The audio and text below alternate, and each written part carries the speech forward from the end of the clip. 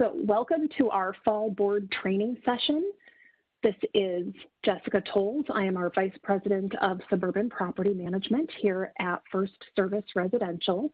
I am joined this evening by Gabriella Comstock, who is a fantastic attorney here in the suburban market with Keogh and Moody. She's been doing this for years. Gabby, do you want to introduce yourself? Sure. Hi, everyone. I'm Gabby Comstock. Thanks, Jessica, for having me.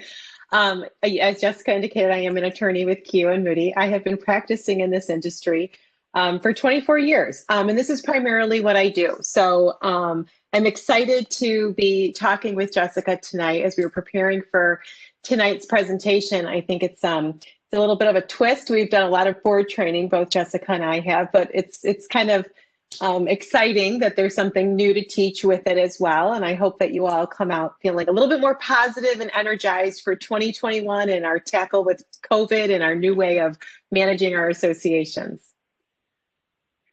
Thank you very much, Gabby. And towards the end of our presentation this evening, we are going to take a little bit of a dive into Connect, which is our work order and back office engine. It helps run our offices and our associations. So we do have Christina Hines from our office joining us.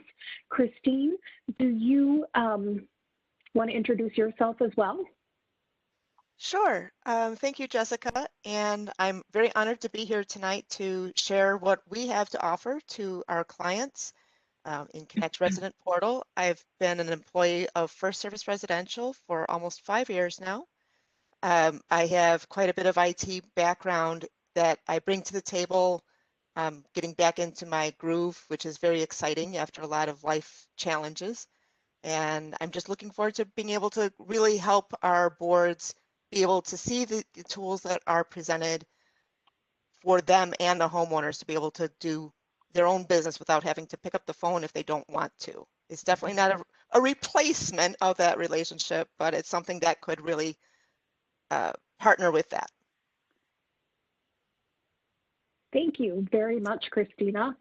Excellent. Well, we're going to go ahead and get started with the legal portion and the legal update. We will be going through management in the time of COVID, how we're dealing with this pandemic, collections, eviction processes. There's been some recent changes in what we can do with that, and then just some long-term planning, how to keep these things moving forward. And then, as Chris mentioned, we'll be going into Connect, how to access the portal, and showing you some new and exciting tools that we have out for you. So, starting off, management in the time of COVID. You're all here because you've probably experienced some of the issues that we've had. And Gabby and I, as we were talking and preparing for this, really civility. People have changed this year, Gabby. Yeah, they really have. And, you know, I think back to about 10 years ago when I first started seeing a shift in the industry. And I remember thinking, wow, people just aren't really nice. And now, after this past year, I would never have guessed, Jessica, that it would get to this point. It's a little disheartening, but you have to keep it all in perspective, right? But it's very hard to see how unkind people are to one another, owners to board members to owners, how people talk to the managers, everyone on the team. It's just, it's really makes a very difficult situation even harder. And it's, you know, even it's harder to manage the whole entity as a whole. I could not agree with you more. We have seen a shift over really the past decade, as you said, where people have had less patience with one another. And at the start of the pandemic, it looked like there was going to be a shift in that. People were coming together when we were at the beginning of it. And a lot of people have pandemic fatigue now. They're done with this. They want out of their homes. They don't want to have to go back. And we're really seeing the shift again. Yeah, and I think too what you're finding, and you guys probably hear it more than we do, Jessica, is these complaints that people are making about one another. And of course we always need owners to be the eyes and ears of as to what's going on within the community. But things that people are complaining, I had an owner complain that somebody is running a business from their home. And I thought, my goodness, have you not heard what's going on? It's this little thing called COVID, and we're all supposed to be at home. But truly was so upset as to how much this person was now doing from home. And nobody was even coming to the home. It was just that individual getting packages, getting more things, obviously, more mail coming to their home and deliveries. But it wasn't as if, clients were coming to them or other individuals were coming to work out of the unit. And you just can't help but to take a step back and think, whoa, how did we get here? It is remarkable. And who isn't getting more packages right now? Another thing we've seen is the amount of packages, package theft, packages stacking up in lobbies and having to deal with that. But yes, you're right.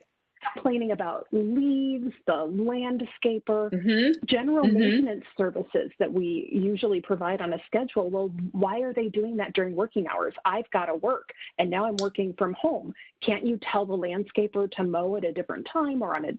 We could never make everyone happy in an association, but we're seeing such an uptick.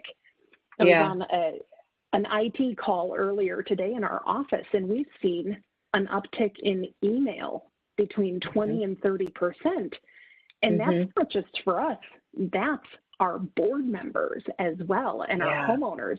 The amount of email this year, we've seen some, and one of the reasons why we wanted to do this training session was to help lift you up as our board members, because we're seeing more of our seasoned, fabulous board members just tapping out.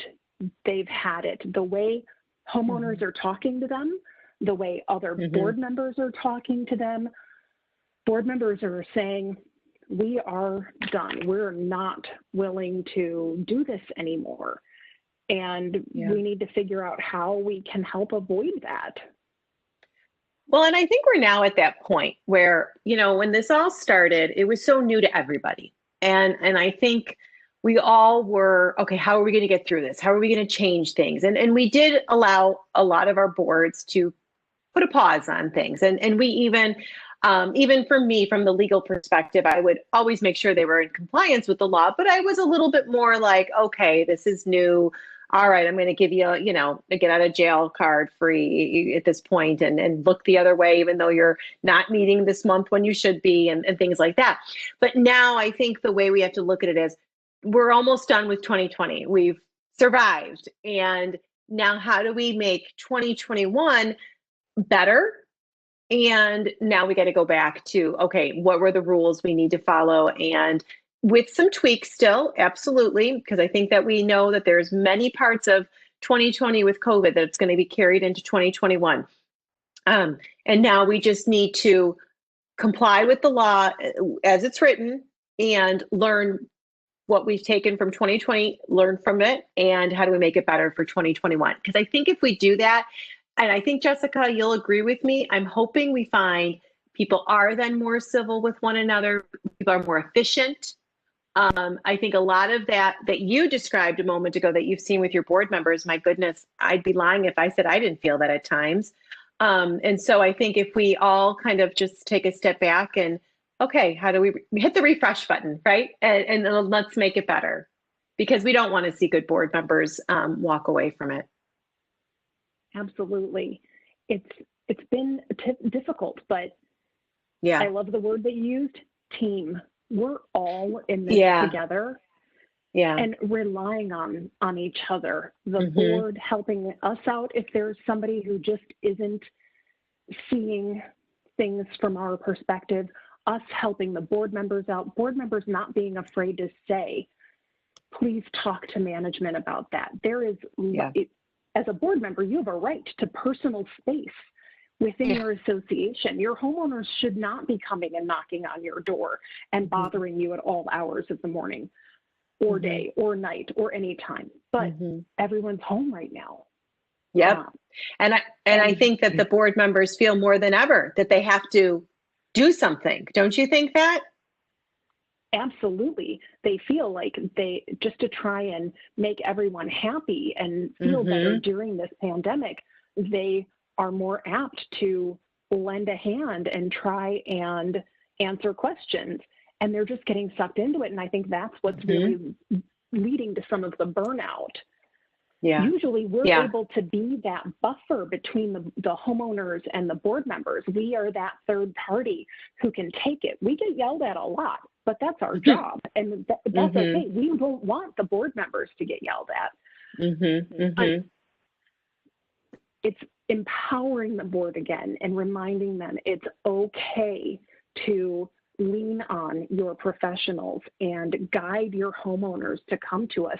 And as a board, talk to your attorney, speak to them. How can you handle some of these situations? You may see some tenuous situations with homeowners getting to the point where you might have to bring in your legal team instead of trying to mitigate that yourself. You're not professional mediators. Some of you may be, but most of us aren't. So instead of trying to walk that fine line and get through that situation, leaning on the professionals around you to help you with that. Well, I think then you set the tone, right? And I'm sure many of you have heard me say this before. I think that when you look at the management of an association, it's kind of like in our own lives, right? If you're a parent, you'll get this. And even if you don't have your own kids, I think you'll understand it. I look at the boards as like the parents, the leaders of the home, who have to set the rules, who set the tone, who then have to be the enforcers. And then you have the members of your association, like your children, your family members. And sometimes it's hard. And sometimes you want to take that child and hug them and squeeze them and make all their problems go away. And other times you want to push them as far away and just yell your head off. And sometimes you need to call that doctor in to help and, help them to feel better. Or you need that teacher to help give them a boost of self-confidence. You have to use the village to help you, right? It's the same thing within an association. And I think, Jessica, you couldn't have hit it better when saying, if we could you rely on one another more, I think what we'll find is this hard part of 2020 will get us to a better spot in 2021. I hope so. I mean, from what our experience, I think that if you set the tone, you'll see it'll make a difference. I love that, setting the tone. Your homeowners follow the board's lead. If they see a divisive board arguing amongst one another, not treating each other with respect, they are less apt then to treat the board with respect and grace. So setting the tone, which, shameless plug as the president-elect of the CAI National, I feel it important to bring up little things every once in a while.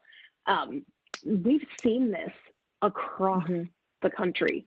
And whether you go so far as to pass a formal civility pledge or publish this in a newsletter or something, you can obtain the copy of the Community Association Institute Civility Pledge on the website. I put a little mini link on the PowerPoint presentation.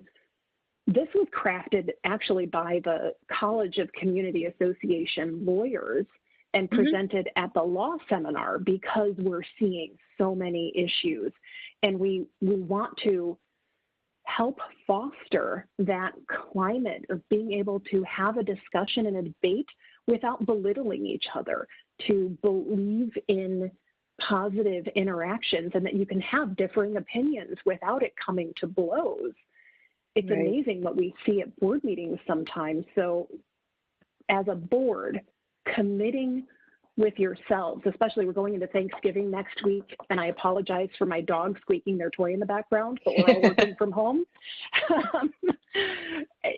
Just recommit to yourselves and your board and to your associations and communities that you'll treat each other with mutual respect, that you'll have grace and decorum during debate, that you'll show tolerance and be fair, reasonable, and consistent in your decisions. Your board making that commitment and treating each other that way and treating your homeowners that way will go a long way in setting the tone for your association? I like this pledge, and I like your idea of, as a group, reevaluating it together. I would say after your annual meeting, once you get your new board members, have that discussion, go through it, lay out the expectations.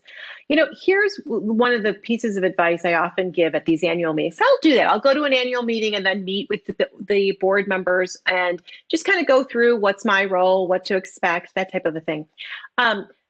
But one of the things I would say is that don't try to change each other's mind all the time. It's okay to disagree. It's okay to have a difference of opinion. Even to your point, sometimes you do have to debate an issue, right? Because that's how you get informed and that's how you learn, how do I want to vote on this issue? But you can still do it in a polite way. And I always say to my boards, would you do this in your workplace? Because if you wouldn't do it in your workplace, don't do it here at the board meeting.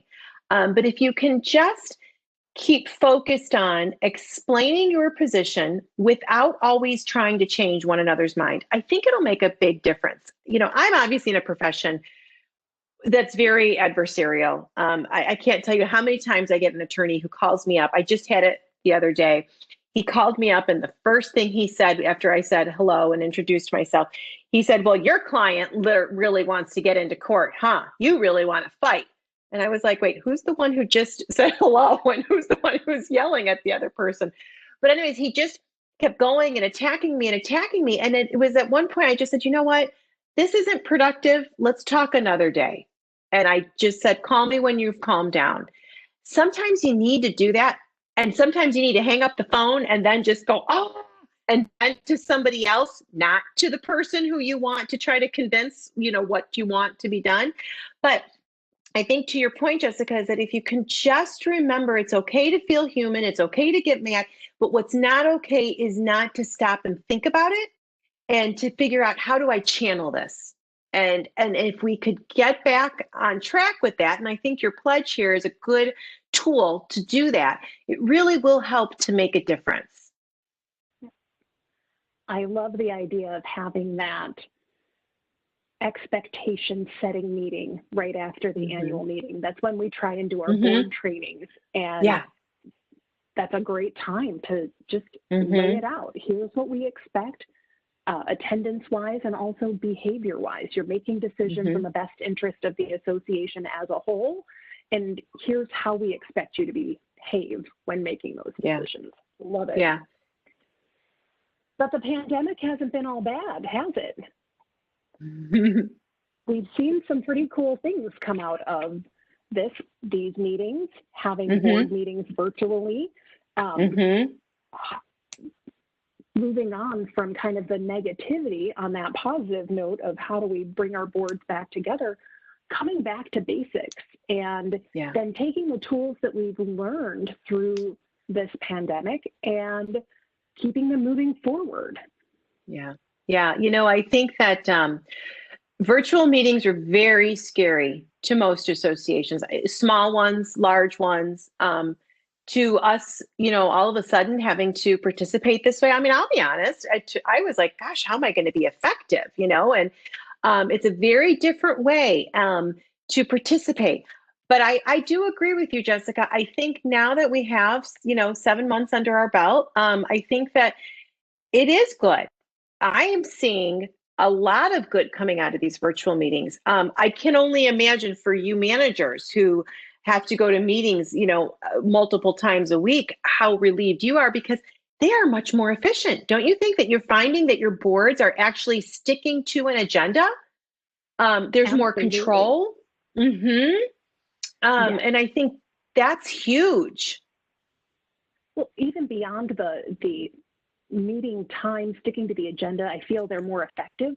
We are seeing, and I'm sure many of the board members who are in attendance on this session are seeing significantly increased owner participation. It's hard to let them talk and do that. You've got to use the chat window. So you need somebody who's technologically savvy to help manage that.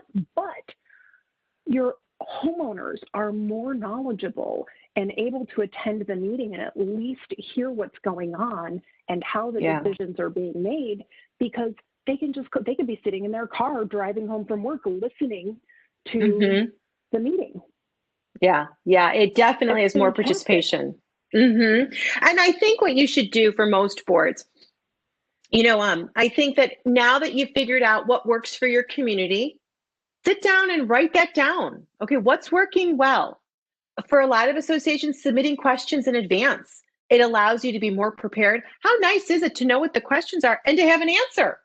And I think that some people shy away from saying, I need to look into that, which it's never a bad thing to say that. But back to your point, this is allowing boards then to have a productive meeting, because now we know what Janie Doe's question is, and now we have an answer for her. You get a little resistance sometimes, but what usually happens is by the end of the meeting, people feel like, oh, well, it was nice submitting my question, because now they don't have to get back to me. And I don't, as a manager, you don't only have to go back to one person, you're giving the message to everybody.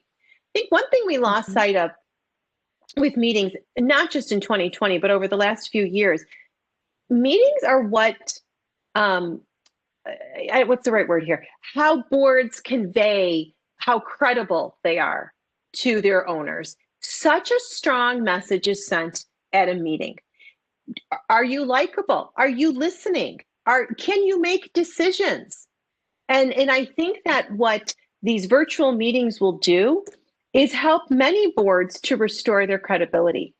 And maybe those that were going off track, they might realize, hey, I can get on track a little bit easier. But meetings send a very, very loud message to the community as a whole, to the people you want to join the board, and to your owners that you want to be happy and stay within your community. So I like the idea of these virtual meetings. It's going to be here, everyone, for 2021 and probably beyond, right? So I think it's time to get used to it. And for a person who's not technologically advanced, if I can do it and be a host for a meeting, anyone can do it.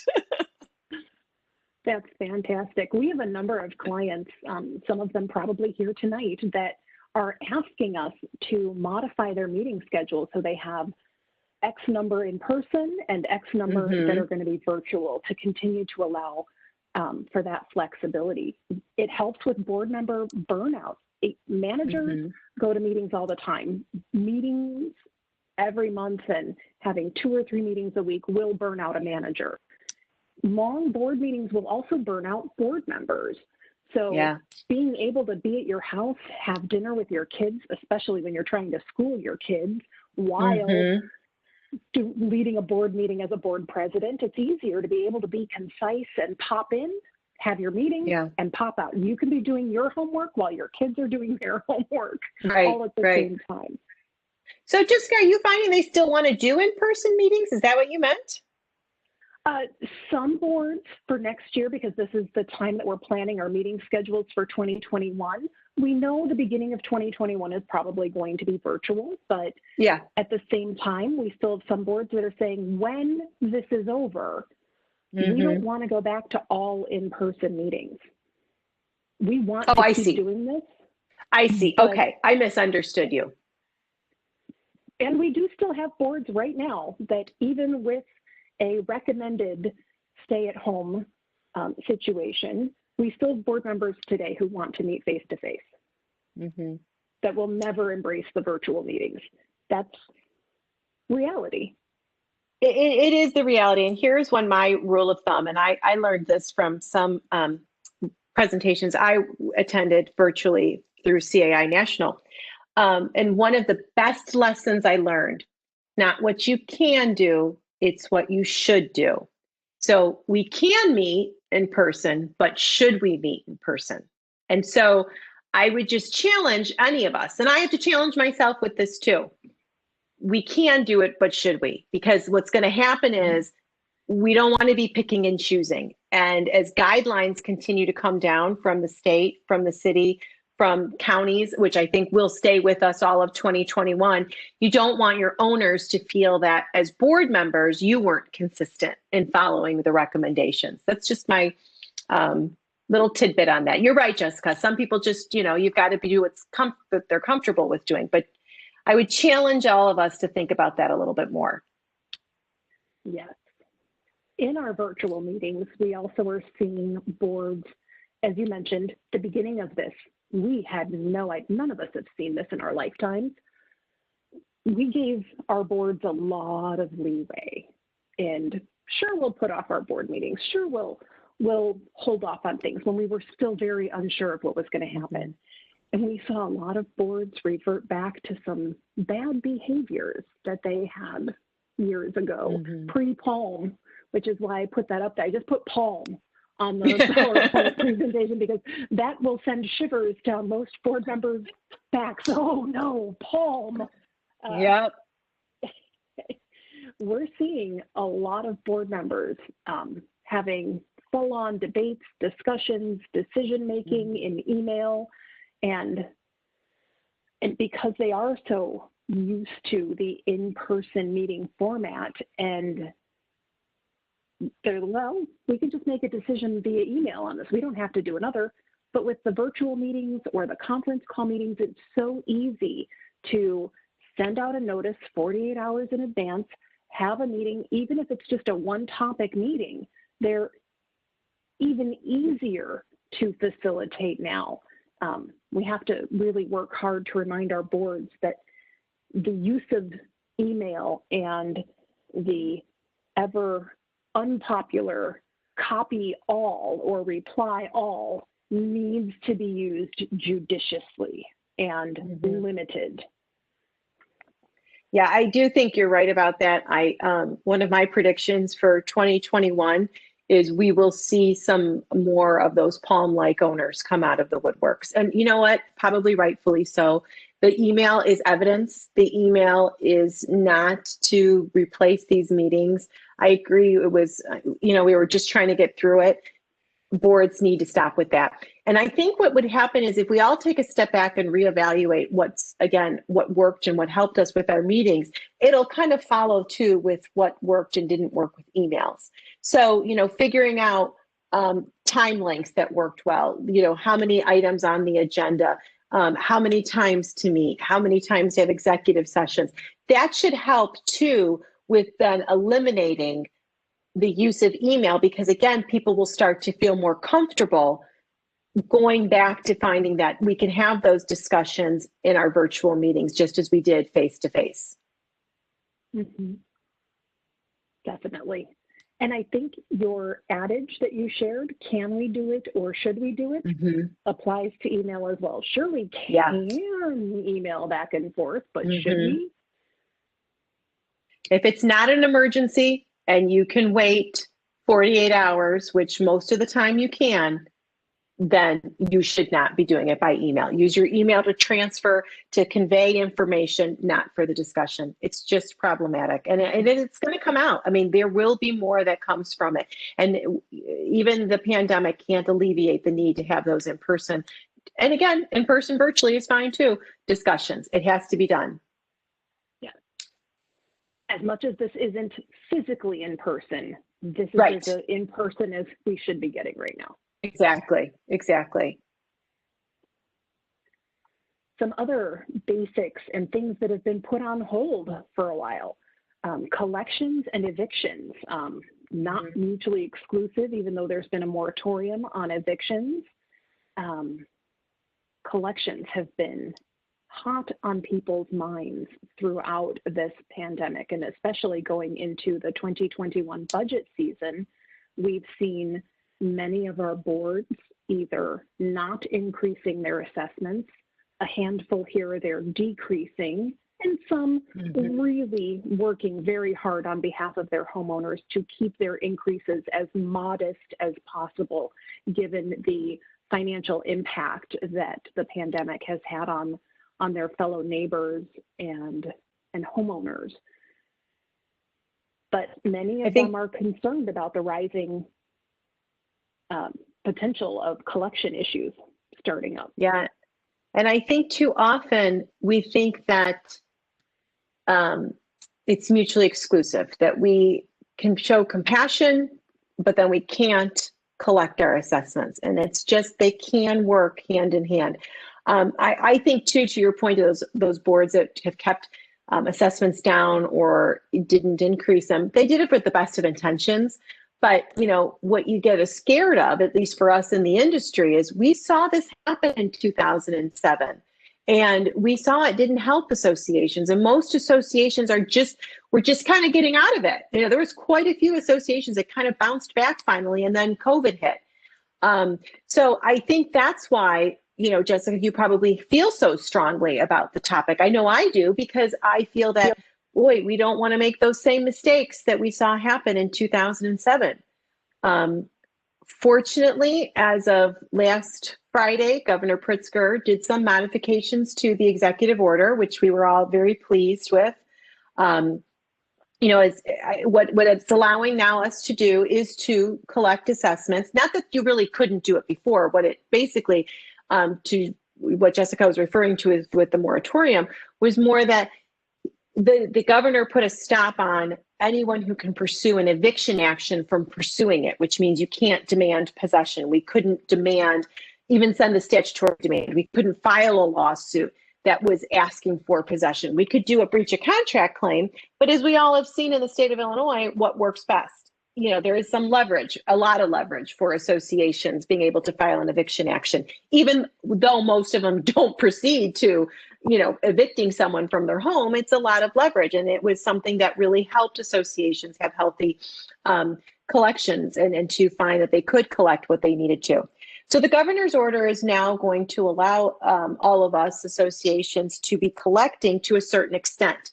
There are still going to be some limitations on it for those homeowners who are affected by the pandemic. So those homeowners who fall within certain categories of an income level and who are affected by the pandemic, they still will be able to see a freeze on what's going on. But what it will do is for those who are not affected by it, those who aren't falling within a certain income, and those who maybe who were in collection even before the pandemic, we can now take the necessary steps to try to send a statutory demand letter, to try to file a lawsuit, to even ask the courts now to let us proceed with those cases that were filed pre-COVID. So it did open some doors while still managing the climate of what a lot of people have fallen into, which is, hardship time. I think what's really important for boards to remember is show compassion while still collecting assessments. And it's critical that you do that. I don't think you necessarily have to change all of your collection policies. I think what you need to do is kind of going back to what you started us with tonight, Jessica, in the first part of our presentation, listening to your owners. Listen to that owner who comes to you and says, I'm having a hard time financially. Okay, what can we do? Because it's much better to get $100 a month than to get $0 a month. Absolutely. Fair, reasonable, and consistent is my mantra, and has been for years. If a homeowner is coming to you with this issue, that takes a lot for somebody who's in that kind of situation to come to you and express the difficulty that they're going through. Having some compassion. That's what, when we're creating these collection policies, there's always an out. There's an exception to every rule. Collection policies are a rule. We have to have a process where the board can provide exceptions, especially in this climate where you're not allowed to waive assessments, but you certainly can create a process that is reasonable and fair, and that you can apply consistently amongst your homeowners in order to help facilitate that without sending them packing.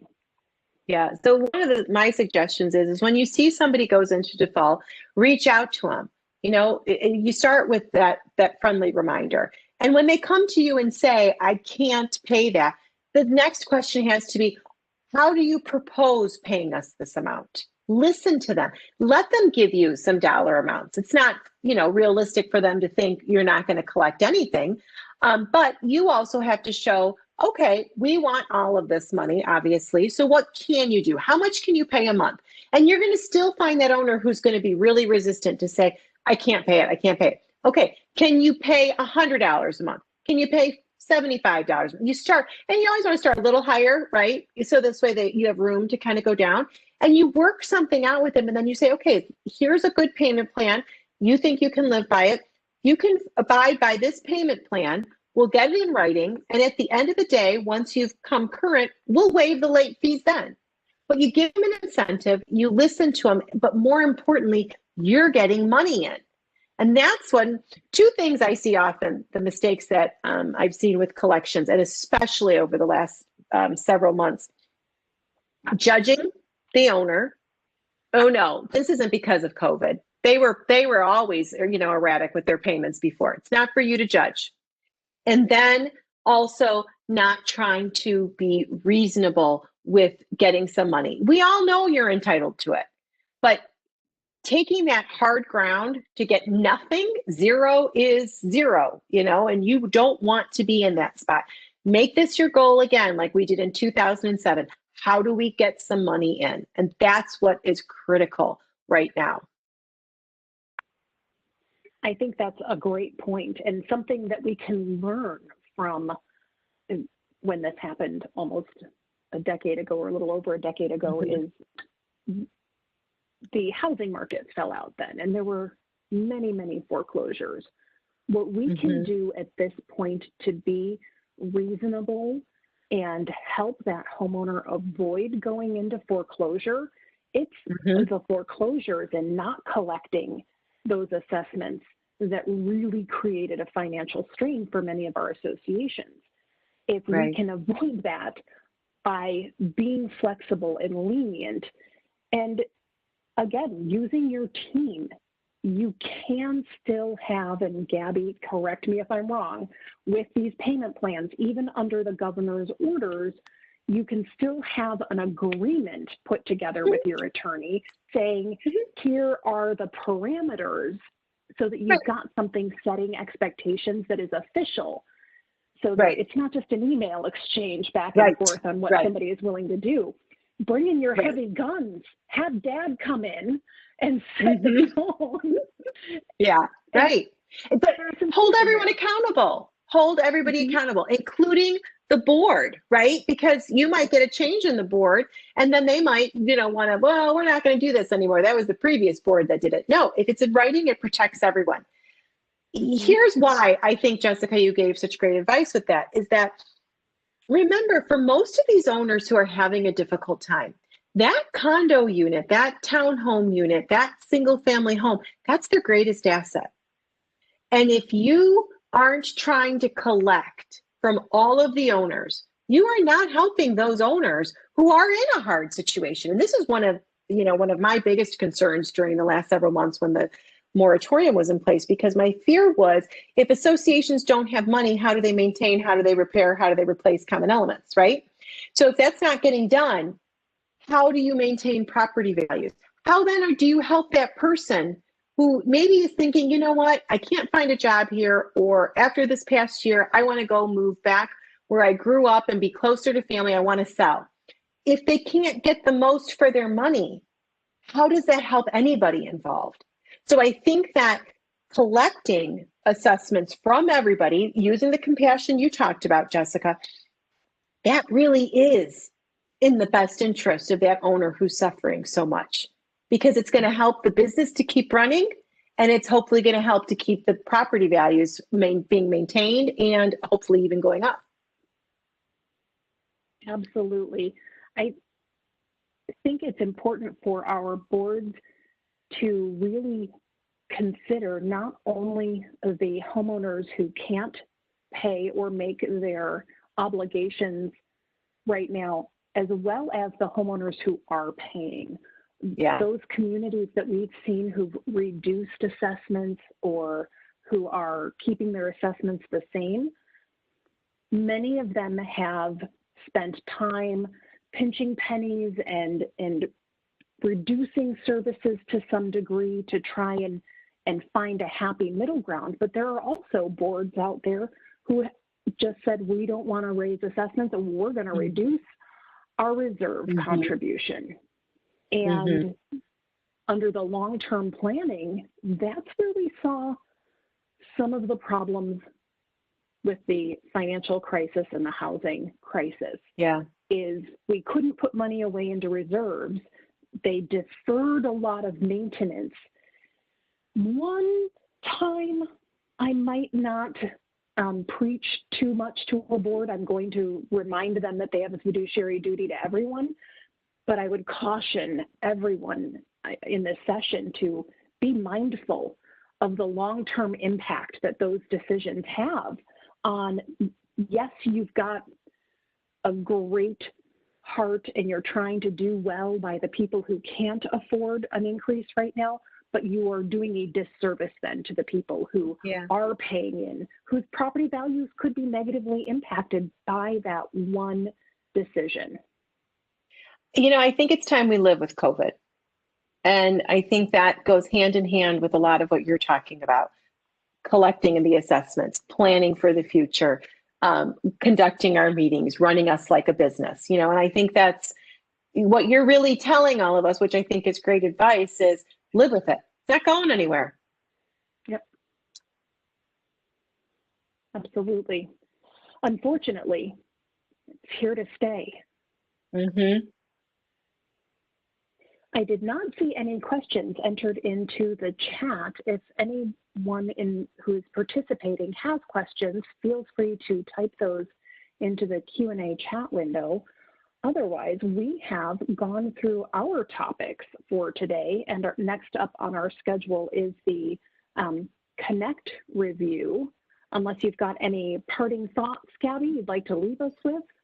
So the only thing I would like to add, Jessica, if you don't mind, on the long-term planning, kind of just wrapping up what we were just saying, living with it, I think you also have to plan for, okay, how are you going to live with these guidelines, these limitations, these mask requirements, these, what can and can't be done, and the constant, the cleaning, right? And, make sure you've planned now for that. We're done reacting. Now we have to plan for it.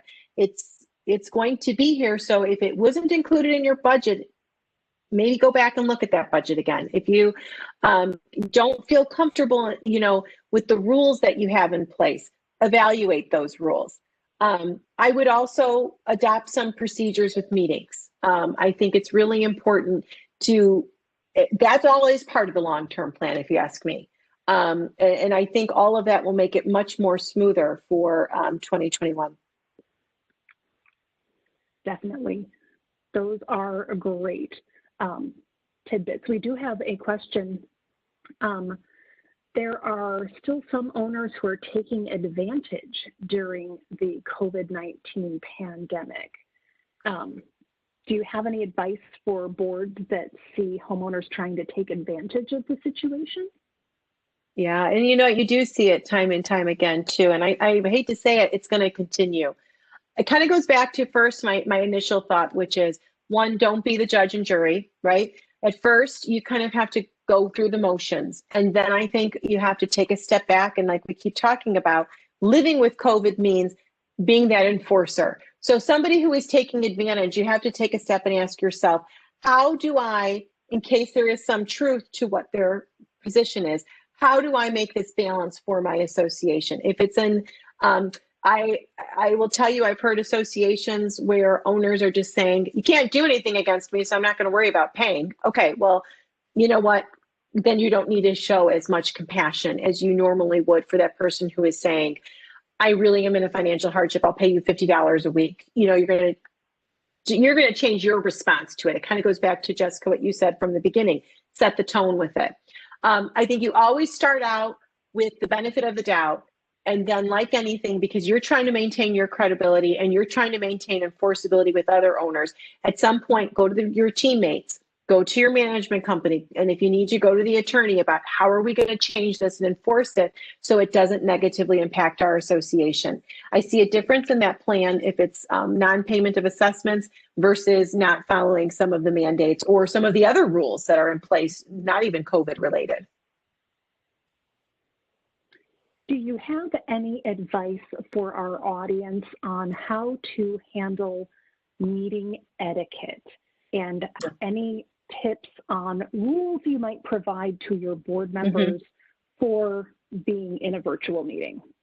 Sure. So one of the first things is you want your host to be somebody who does know how to use the different features on whichever forum you're using. As we all know, most of them allow you to mute everybody. So you want to make sure the host knows all of those features. You want that host to be somebody who's not afraid to use those features as well. One thing I do is I've attended quite a few virtual meetings, and when there are topics that the board is a little concerned that might get a little, rowdy with the owners, I then say, let me be the host, so that I am the one who might say, I am muting everybody and you're all staying on mute, and I will tell you when you could speak. Because it makes me be the bad guy, right? I think that it's very important before the meeting that the board, regardless of if it's a contentious meeting or not, somebody has to be in charge of admitting people and knowing who's coming into the meeting, but you have to have a way to know that. So how do you know they're owners? So for example, when I am the host, I will say at the beginning to the board members, I'm going to unmute all of the board members. And as people are asking to be admitted, I'm going to ask you to confirm they're a unit owner. And this was just the way we then made sure that only owners attended the meeting. I think that it's really important at the beginning of every virtual meeting to explain the role of each person, but more importantly, not just your agenda, what you're going to talk about, but how we're going to go about this. The board's going to conduct its business. We'll have homeowner forum at the end. You can type your questions as we go so you don't forget them, but just know the board's going to answer those questions at the end of the meeting. Kind of like what is working? How do we make it work? And talk about those things, reminding owners of that at the beginning of the meeting. I also think it's important for board members to remember that just like you would in an in-person meeting, sometimes you just have to let the manager calm the owners, or just handle the owners during the homeowner forum, because again, it can take one more reason to have board members take a step back from sometimes feeling that they're always being in the front burner for the unit owners. Definitely. And for board members specifically, as they're preparing, we like to remind board members to have a quiet place they can be sitting. If their grandkids are over, try and set some expectations. Tell everyone in the household that you're going to be participating in a meeting to avoid the walk-bys behind you where somebody might not be particularly paying attention. That can avoid some embarrassment there as well. Yeah, and distractions too, right? I mean, and that keeps us, from staying on track. Hide, keep your phones away. Your home phone, mute it. Little things like that. It really does make a difference, and it can really get the whole meeting then off track. Yeah, we have another question going back to our previous topic. Do you have any thoughts on how a board can determine whether that homeowner who's asking for help is truly experiencing a hardship, or if they are trying to take advantage of the board and association? Well, part of the requirements so that you can proceed or not proceed against collecting someone is there's going to be a declaration that has to be signed off by that unit owner, where basically they certify and they make certain representations. And there are penalties of perjury if what they state is not true. So there are some parameters that will be that are in place based on the executive order that was entered by the governor. It's very similar process that what the CDC had recommended through a collection process a few months ago. So I think that there are good remedies. And again, you're not going to have 100%, but at least here's the way I look at it. That's what they would tell a judge. And if that's what they would swear to before a judge, that's all you can do. You can't, do anything more about it at that point. And that's what this is going to require, them to sign off under penalties of perjury that this is the truth. Excellent. Very good. Well, those are all the questions that we have from the chat window. Gabby, you've been a wealth of knowledge as usual. Thank you so much. Well, thank you. I always appreciate doing this. Out if you like it. We love this. Education is always good. Thank you so much for sharing your thoughts and opinions. Now I am going to invite Chris Hines to the table. I am going to help her with leading you through some Connect training.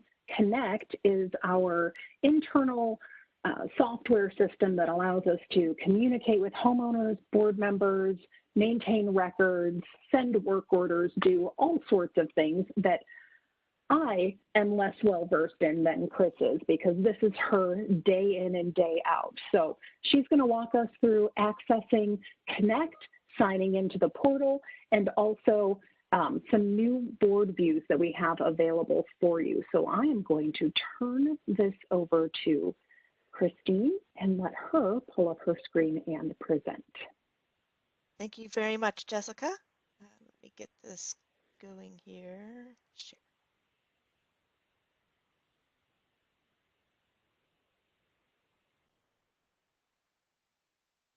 Okay. Get some of these windows out of the way. So I'm starting on what we call a landing page. All associations, of course, get their own landing page. We can use all different kinds of pictures. We can configure the welcome message that's on here where it says welcome. We can make it say whatever anybody wants. We have an about us, profile information. This is a test association. So we just try to put as much on here that would cover what can be included in Connect. We also have a gallery that if you have photos of your association that you would like to have on the page, send it to your property manager. They can send it on to my team and we'll get it right up there on your landing page for you. So I'm going to go ahead and log in down here where it says resident access. We go ahead and log in, or you can do a create account if you haven't had a chance yet to register. So sample. The registration process changed a little bit to make it a little more streamlined for everyone that was registering. It's a two-step thing. So if you've registered with ClickPay before, the registration is very similar. So once you click login,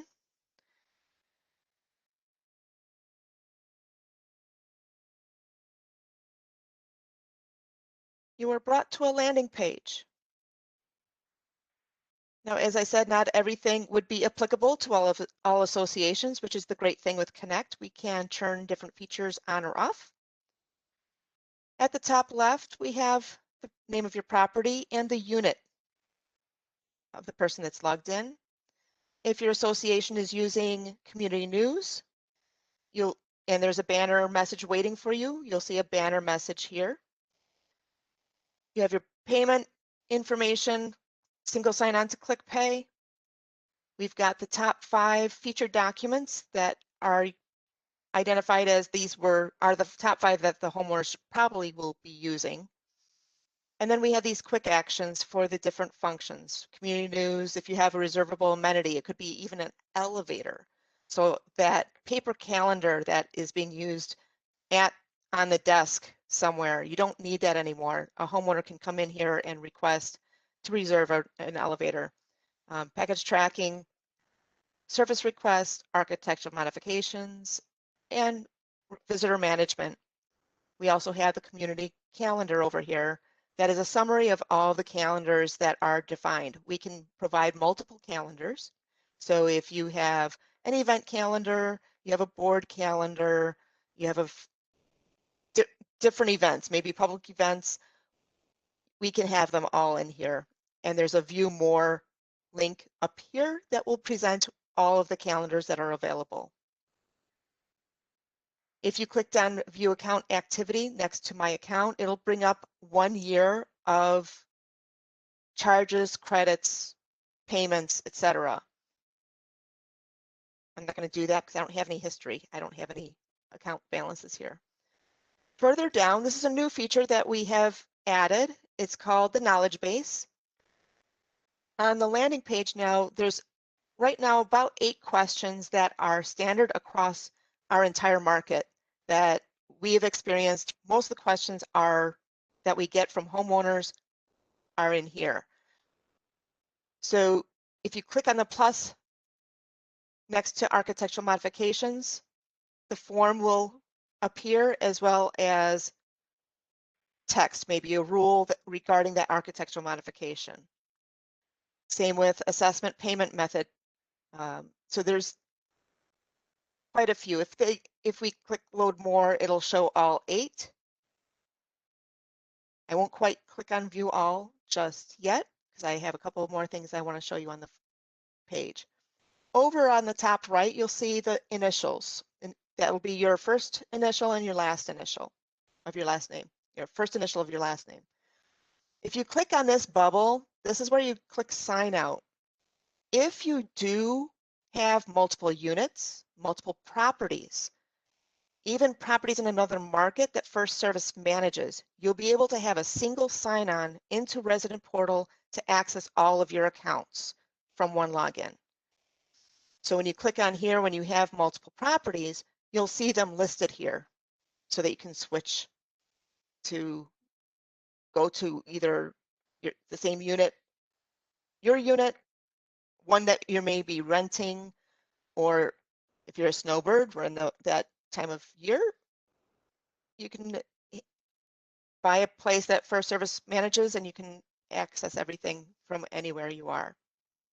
Down on the bottom right is a feature that is useful for those that may not be able to see the screen very well, maybe color blindness, any kind of other accessibility features. If you click on that bubble, you can cater this view depending on how you want to interact.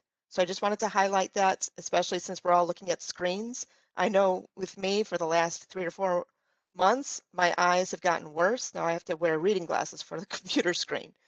So just some features to keep in mind. Over on the left here, you'll see a blue square called Give Feedback. This is another feature that we have added to allow homeowners, board members, renters, residents, whoever has access to the resident portal to give feedback about what you like about the resident portal, what you don't like, what you would like to see come. This is being viewed by our IT department, and they key that in to talk with our governance committee to figure out across North America what is the best case to do some more development on Connect. We're always improving Connect, so we're very interested in what you have to say, how this tool could be more useful for you, right? Chris, are you able Yes. to remind us, how do we get to our association's portal? How do we know where to go? That is a great question. There is a website, fsresidential.com/find-my-association. So if you went to firstserviceresidential.com and you connect to your portal, it'll help you find where your association is.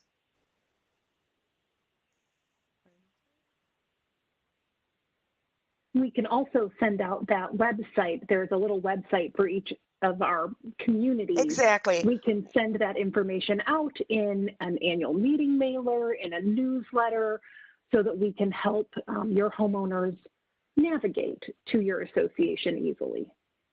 Absolutely. And we can also start including, when we do mass comm for your association, we can start using that URL to show that this is the actual address. We can add that to the signature line on the mass comms as well. Not a bad idea. So up at the top left, I'm going to use a funny term. It's called a hamburger menu. When this was first shared with me that it was a hamburger menu, because I always said it was a slider menu, 2 buns, the top and bottom bun, and the burger in the middle. It's made me laugh, especially since we're talking about this stuff during dinner time for many of you. So I wanted to make sure that you guys can remember slider menu or hamburger menu, depending on your preference. Click on it and we'll have another menu over here. This menu will get you into many of the same things these buttons will bring you to. So that's why I'm not spending too much time clicking on the buttons right now. I want to make sure I get into the really cool stuff that I think all of you will be very excited to see. Okay, so if we click on, actually, one of the things I had told you I was going to click on, the View All for Knowledge Base. So if you click on View All for the Knowledge Base, this will bring you to what we internally call the Info Center.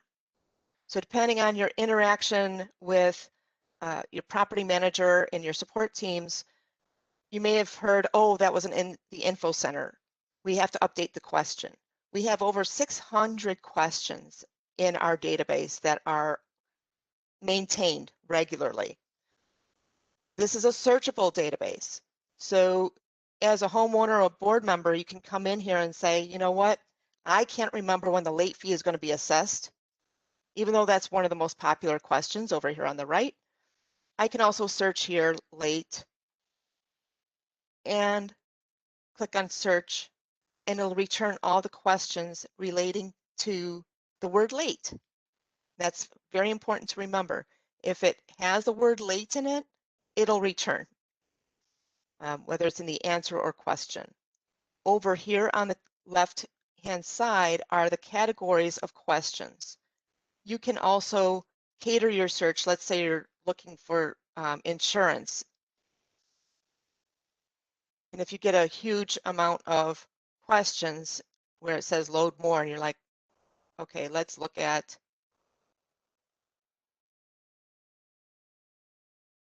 a check mark. That's the box that it's looking for. You can also say, well, I want to search all of them. I want to see all the questions about insurance. You're going to get even more. And then you can click on plus and you'd be able to see the top. So if we click on late fee, search late, how to contest a late fee, and late fee assessed on the 15th of the month and our $50.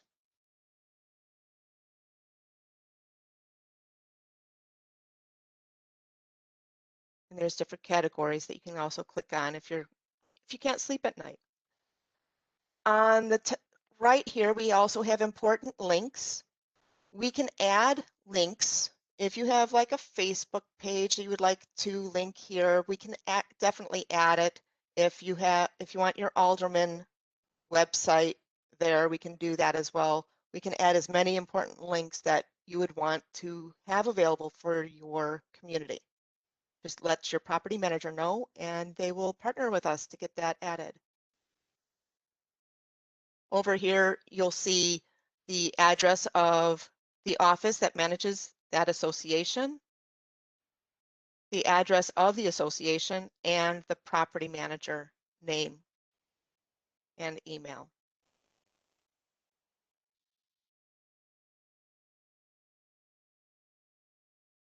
Next, we were going to look at, I want to go into services really quick because I had mentioned in the intro, some of the things that are overlooked are amenities. We're in COVID, a lot of the amenities are closed down, right? We're not using them, we're not using Clubhouse, we're not going to spend money cleaning everything down constantly. That's a big expense. Well, we do have freight elevator.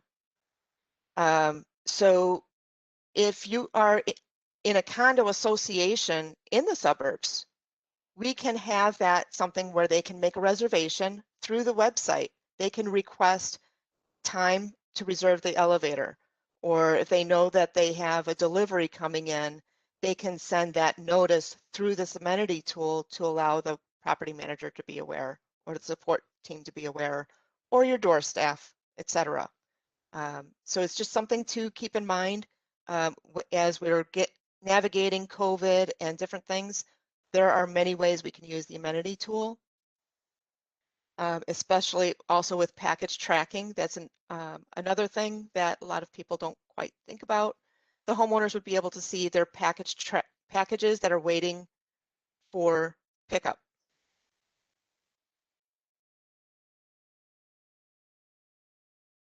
As a homeowner, I'm also able to see my service requests, the work orders.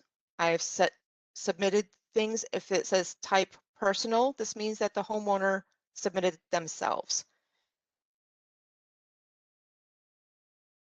They're able to see the picture and the description. So this one, the beaver living in the stream behind the unit are chewing down the trees. On the picture, we can actually download it.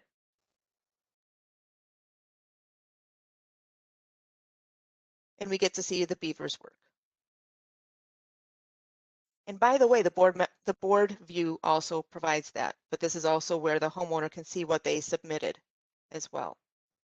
And it shows the status, whether it's assigned to vendor, sent work order, or if it's completed. So they'll be able to see both new and completed or in process. Okay. Those are some of my favorite tools within the portal, Chris, are homeowners' ability to put in work orders and attach photos, which a picture is worth 1,000 words. If we're sending something out to a business partner or a vendor, clean the gutter on the front of the house or repair a piece of siding, having a photo helps minimize questions, wrong repairs being made, et cetera. And this ability, along with putting architectural applications in through the portal, are two of my favorite tools for our homeowners. Absolutely. I completely agree. One thing that I didn't include in my introduction, I did perform as back office support on portfolio properties. So I was in the weeds with architectural modifications and work orders and all that kind of thing. So it's very exciting to see some of these things becoming more transparent for the homeowner and for the board member to be able to partner with them easier to plan accordingly and also see where the money's going, right? And we're going to be seeing a lot of cool stuff that way too. So this is the view. When I clicked on community, the community news, it is a one-way posting. It's a module that management can post little messages that would not be generating any additional email to you. It's just if you come to the portal, it's there. Some associations have chosen to use it, some haven't. It's an option. Within the calendar here, you can also see what calendars we have available for this specific association. You can click on that here. It shows that there is a delivery scheduled. The office is closed.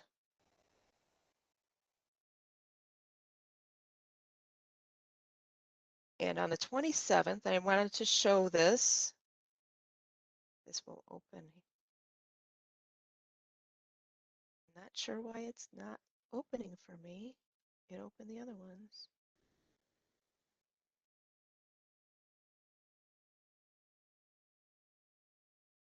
We were having some issues with my test association here today, so I apologize.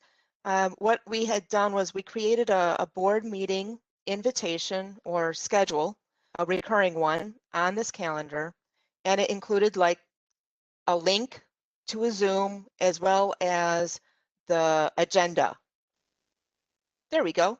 So when I clicked on it, I had to refresh my screen. So that's something to keep in mind. If you have any challenges, feel free to click on your refresh button, or F5 is another key thing.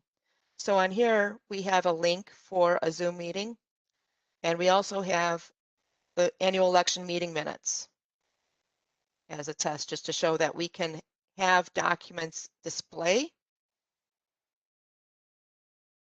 as well as embed a Zoom meeting. I made it google.com, but it works the same way.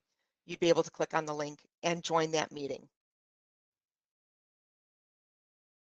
One of those cool features. And then of course, forms and documents, similar to the Info Center search that I shared before. We have all the documents that we may have for the association. You can search up here like we could do in Info Center. We can just type in the word that we would like to search by, and we can click search. All of these are checked, so the one form that we have is a resident information form. You can either click on the words to download it, or there's a little download arrow here, and it'll download onto your device. However your device downloads, it'll be a file to open. This keeps coming up. You can also, if you wanted to zero in and you just want to look to see what board meeting minutes or association documents.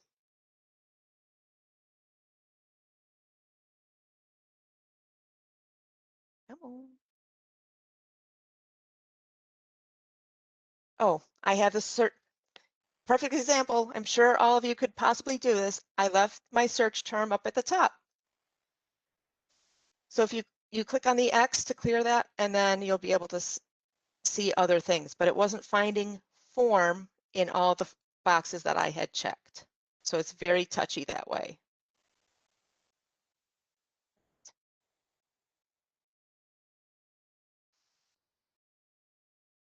On the resident portal, the homeowner can also review their My Account information to update their emails, their communication preferences, their mailing address in some cases, emergency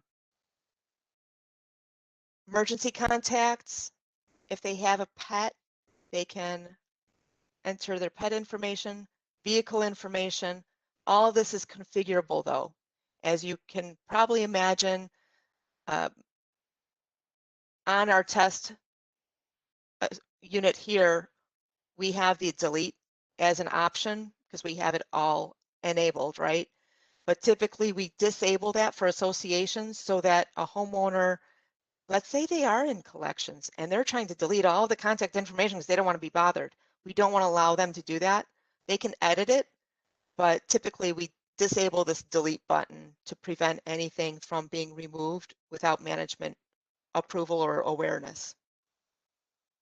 They could add a mailing address, and that's also something that, depending on the management team, they may have a different process depending on the audit that needs to be done. We're going to dive into the actually architectural modifications. Thank you, Jessica. We have a completed one for this unit. This is one from a homeowner view. So as the homeowner, I'm able to see the attachment and the letter that was sent to me that it was approved or denied. So especially in this day and age of snail mail, this would allow them to see the approval. Of course, we would email them. This is not the end all be all, but this would provide them an avenue to come in and see, oh, there's a letter. I couldn't find I accidentally deleted it or my computer crashed, but now I can get a copy of it again. And also they can see their violations. This unit is a good person, so they're not having any violations, but they would be able to see any open violations for their unit at any one time. Now we're going to go ahead and dive into the board view because there's a lot of fun stuff in the board view that's happening. We had a lot of requests to allow for the attachments for the architectural modifications, the work orders, and the violations. And guess what? We have them. So first, the directory, of course, you can see all of the occupants, residents, renters, owners, and board members, if that is enabled to have it listed separately in the directory. It does not have to be listed separately. It does not give any contact information in this view. However, as a board member, you can click on this arrow to the right and you'd be able to see any information on a specific unit. Whatever information we have on that unit, you'll be able to see. We're going to go back and we're going to go ahead and go to we're going to go to 305.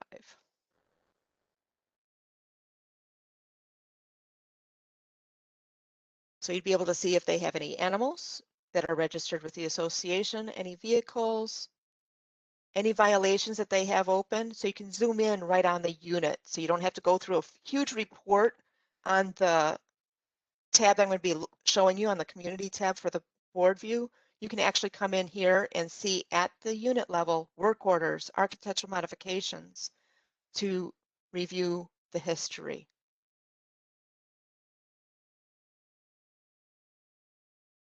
This is a view only area, so it's more of a listing area, right? This is in the work orders, you'll be able to see if there's pictures or additional information, but it's not a report necessarily. It's just to view that area.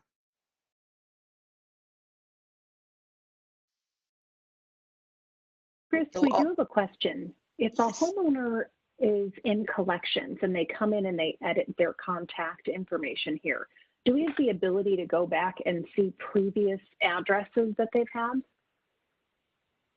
That is a great question. That will take a little bit more. I can share with you that I've been helping property managers print a lot of occupant listings by unit reports. I would say that we would have something very easily available. We would have to work with IT to identify if there's anything we can do to restore. If something that did go missing, we would create an IT ticket. That would be the route we would have to go. We don't keep multiple things available once they click on delete or edit. If they click on edit and change something, we would have to go to IT, and it'll be a needle in the haystack. It's not impossible, but it would take time. Thank But you. we do have a lot of reports that we've been keeping and posting in association documents, I believe, and locally in our share drive as well. You'll also be able to see the account balance and history of each owner, and that's 1 year worth.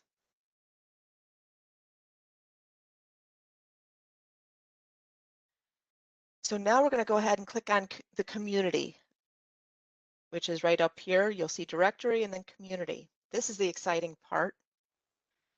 We have all different kinds of reports. It looks like a very simple screen, but let's start at my favorite, which is service requests, especially in the suburbs.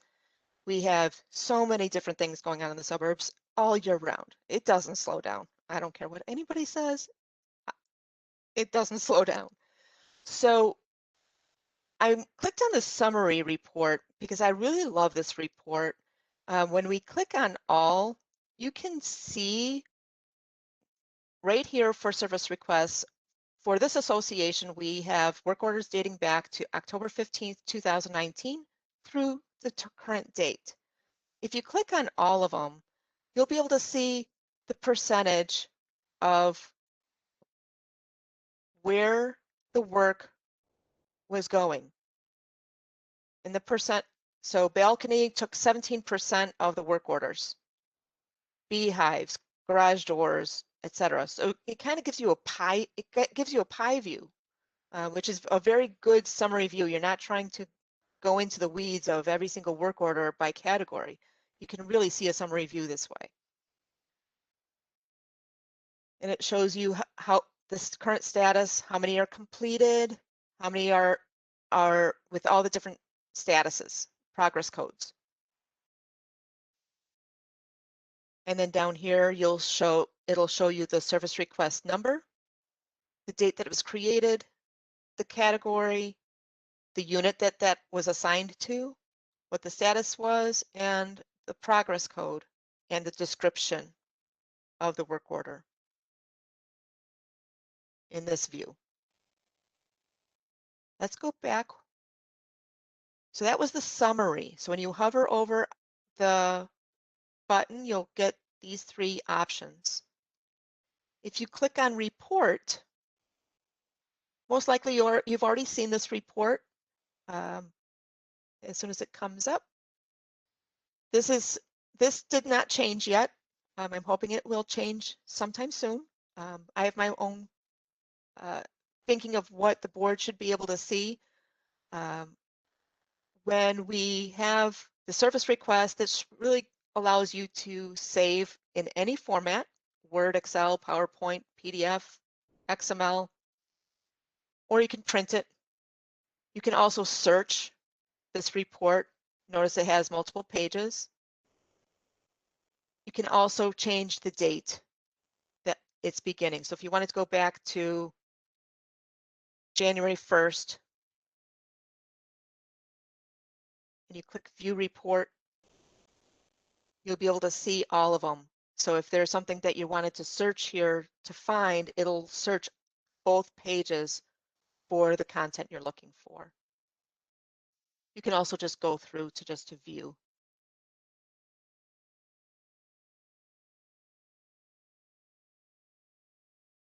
Okay, you ready for the really exciting part? We have this details button now. And this details button is on violations and architectural modifications as well. We click on details here. This is where you'll be able to see and cater this view. Let's bring this back to 2019. You can search by unit address. I'm not sure if you can see that faint type there, but it says unit address. So you can search by unit address. You can search by common area, search by category, filter by category.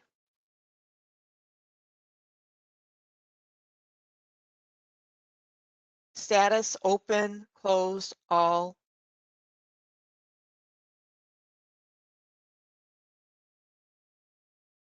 And if you have the service request number, you can also search by the number as well. So if we click on search here, because we did the submitted date between 9/1/2019 to 11/19/2020.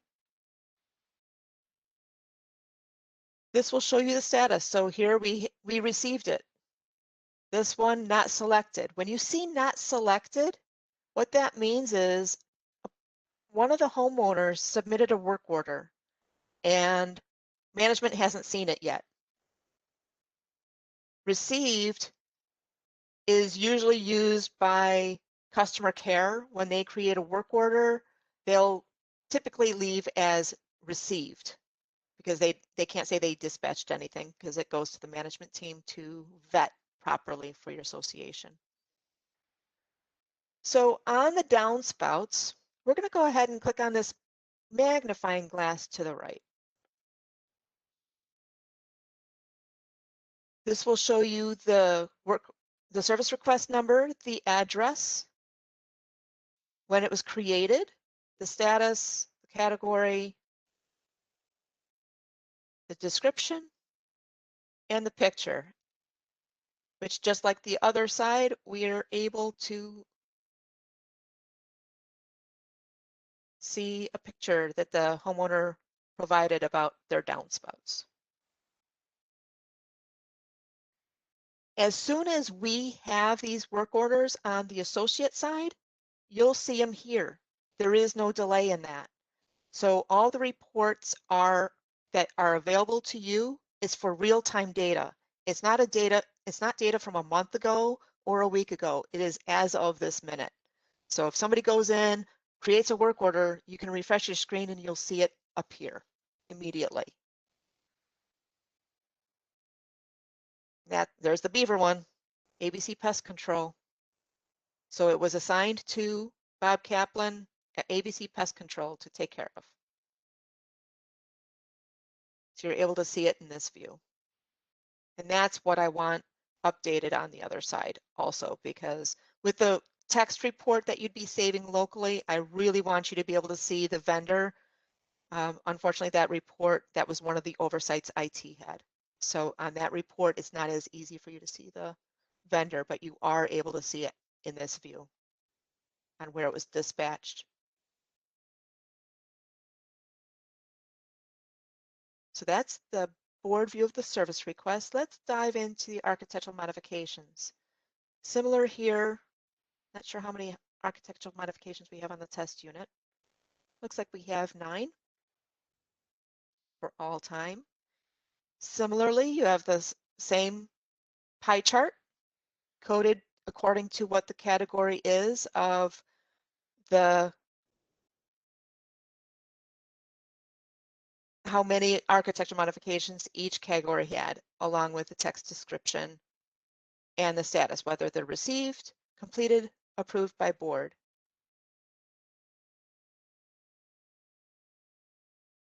We're going to skip down to the details for architectural modifications. Similarly, every single screen has the same type of search and filter.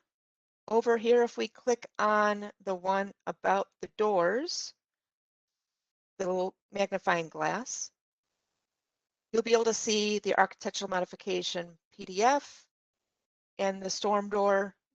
Like here it says storm doors is probably a picture of the storm door that they want to install. As many attachments that the homeowner uploads will appear here. Same with if management adds it to Connect, you'll be able to see it here. You'll also be able to see the approval letter on the site as well before it is approved, obviously. And any notes that management puts in on the other side in the Associate Connect. Okay. And for violations, we're going to go ahead and click on details. You're able to look at the actual violation letter that went out to the homeowner.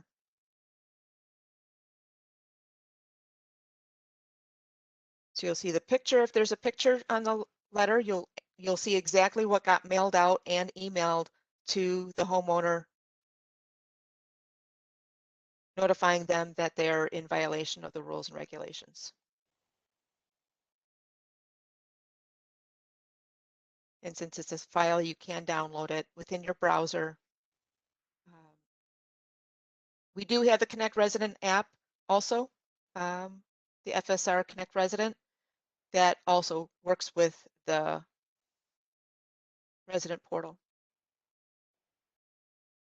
That's what I have for you today.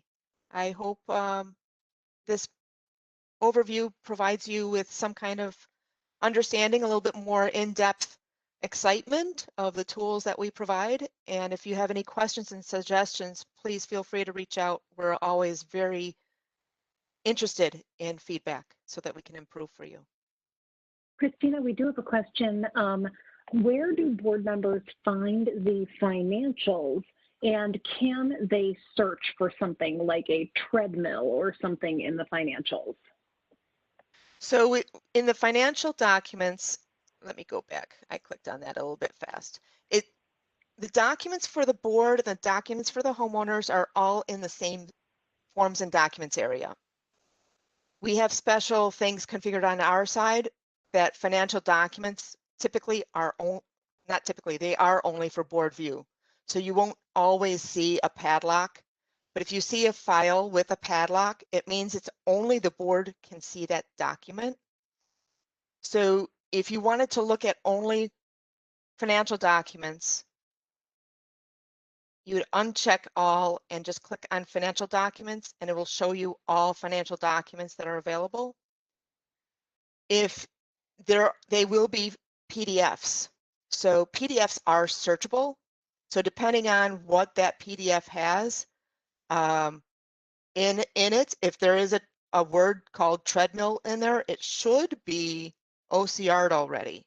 If not, please let us know and we can identify a process to make sure that that is possible, but that should be searchable that way since it is a PDF.